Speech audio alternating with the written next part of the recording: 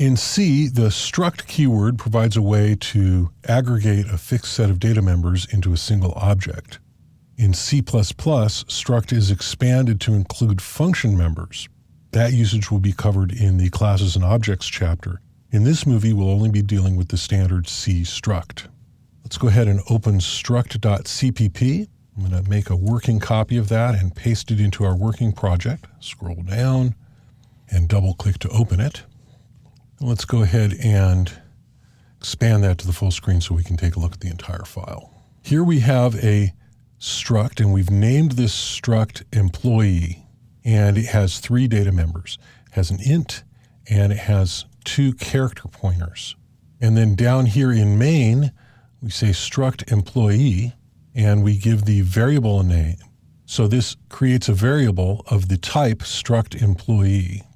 And we initialize that with this initializer list. And it has these 3 members, 42, Joe, and boss. And so that's the employee ID and the name and the role. All right, let's go ahead and compile and run this, and then we'll take a look at some details. So there we have it. It runs, and this string prints out. Joe is the boss and has ID number 42. First thing I'd like to point out here is the use of the keyword struct here in the declaration. In C, this is required. In C++, and you'll often see it this way, you can actually eliminate that, and this will still compile and run. If I was compiling this with a C compiler, that would not work. We would need that struct keyword there as well. And so I'll leave that in for now. And it doesn't hurt. In my personal usage, I tend to use the struct keyword, and it's part of my making a distinction between struct and class. In C++, this is actually a fully first-class object. You can have function members here as well as data members. In C, it doesn't work that way. You can't have the function members because C doesn't have the object-oriented extensions that C++ has.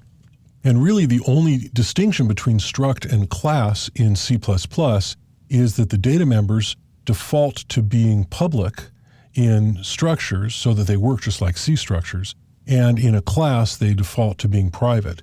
So I tend to use struct in places where I mean just an aggregate of data, and I tend to use it exactly like a C struct, and it works perfectly.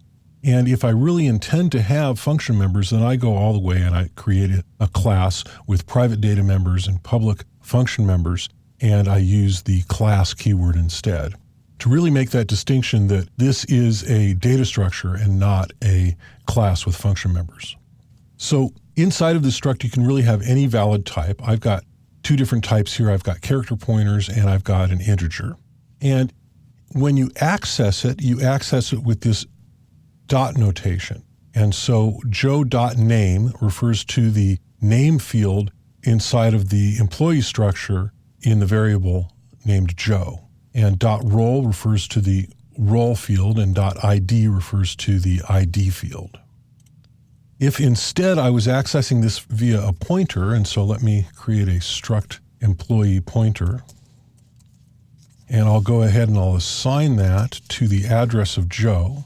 And so now I have this pointer instead, and I can do this, EP, and use that notation there. And let me just go ahead and duplicate that across here, and we'll compile that and run it and see that that works exactly the same. We get exactly the same result. And this is a very common idiom.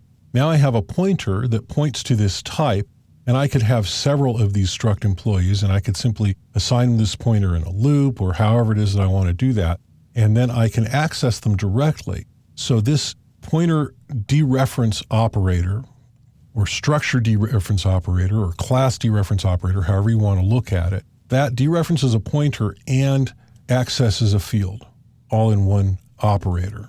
And so that's the dash followed by a right angle bracket, and that's the dereference operator. Now in C, and again, this works the same way in C++, but it's more commonly used in C. If you mean to be declaring a lot of these struct employees and you don't want to have to type that whole thing each time, you can do this. You can say typedef struct employee, and here you can name the type, and you can call it employee type, or you can even call it employee, and that works just fine. And so then here, instead of struct employee like that, I can say employee type. And I can do the same thing here. And again, that will work exactly as expected.